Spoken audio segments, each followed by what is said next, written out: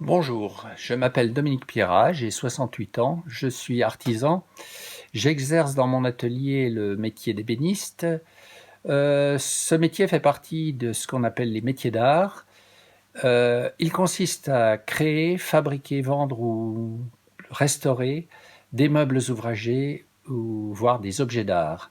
Les objets d'art, je vous montre un exemple de ce que j'ai fabriqué.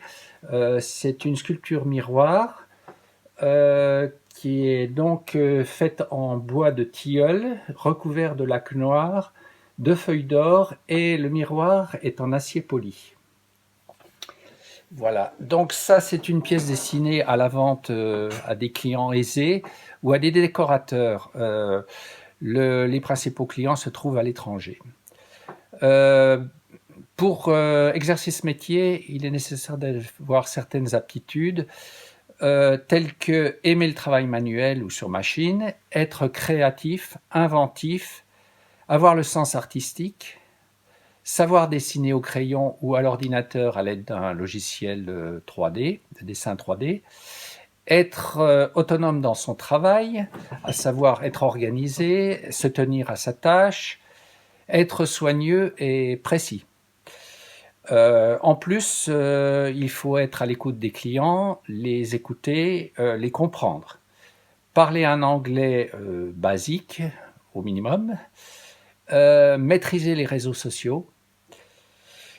Le travail s'exerce principalement en atelier ou éventuellement au bureau pour ce qui concerne le dessin et les tâches administratives.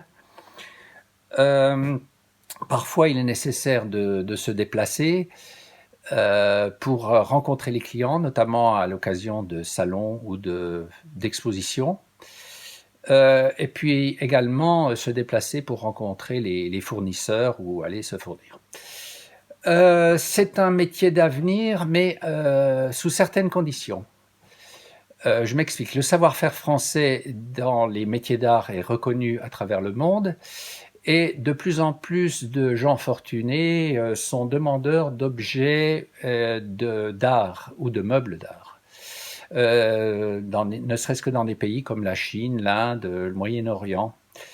Et pour atteindre cette clientèle, il est nécessaire d'avoir un réseau d'architectes intérieurs, décorateurs, influenceurs, galeristes, voilà.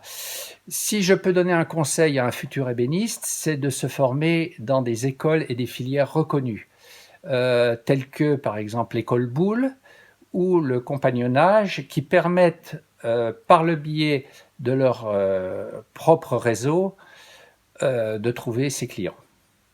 Bonne chance.